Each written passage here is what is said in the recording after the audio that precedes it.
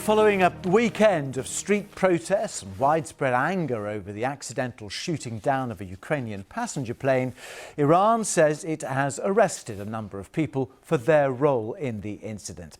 All 176 passengers and crew members on board the airliner were killed when the aircraft was shot down as it left Tehran last Wednesday.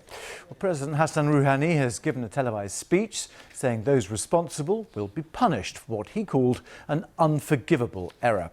He announced a special court would thoroughly investigate the incident.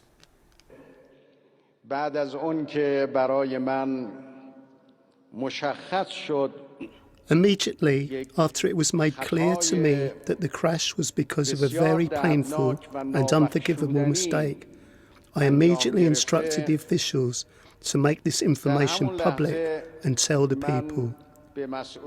This incident is an extremely bitter incident, and it is extremely hard for people to accept. Even if the aircraft had crashed because of technical problems, it still would have been very hard to take. But after it was confirmed that it was human error that led to this tragedy, it compounded public sorrow many times over. Hassan Rouhani. Well, the British Prime Minister Boris Johnson has been talking to the BBC's Dan Walker about that incident. This is a little of what he had to say.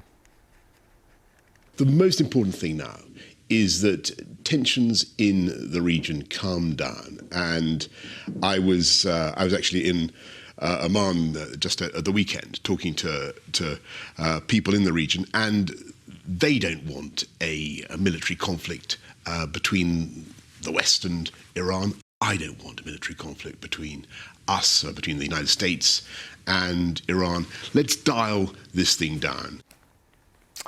Let's get more on what's been happening, because protesters in Iran have been holding demonstrations against the government since Saturday, some met by a violent police crackdown. Caroline Hawley joins us from Beirut. You've been monitoring events there. Let's just start, if we may, Caroline, just with the arrests. Do we know who, how many?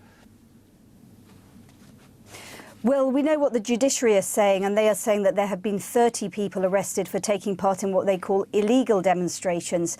But they have said that they are going to show tolerance to people taking part in legal protests. Now, it's not clear what is the difference between a legal and an illegal protest. You'll remember, of course, that the British ambassador, Rob McCare, was arrested over the weekend. He said that he was attending what started as a vigil, and then there was some chanting and that he'd left. But the Iranians have said that was an illegal protest. So we don't know the names of those who have been arrested. We know that the son of a prominent opposition activist has been reported to have been arrested, and also a very prominent film director, and she had called for a nationwide rally to honour the victims of the plane crash. The other thing to say, Tim, is that the judiciary said there had been some arrests over the plane crash, but they have not said who has been arrested, what level of official, and they have given no further detail on that. OK, in fact, that's what I was originally referring to. But when it comes to the demonstrations, are they still continuing in the numbers that we've seen in the past 2 or 3 days?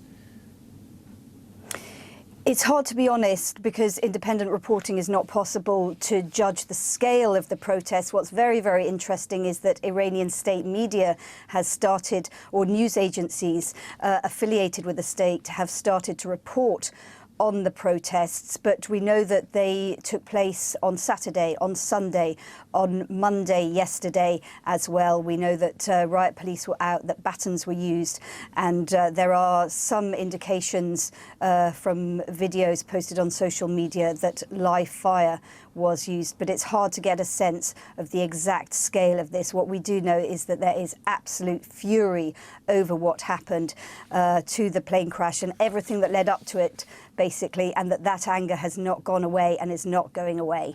OK, Caroline, with the latest in Beirut, thank you very much indeed, Caroline Hawley.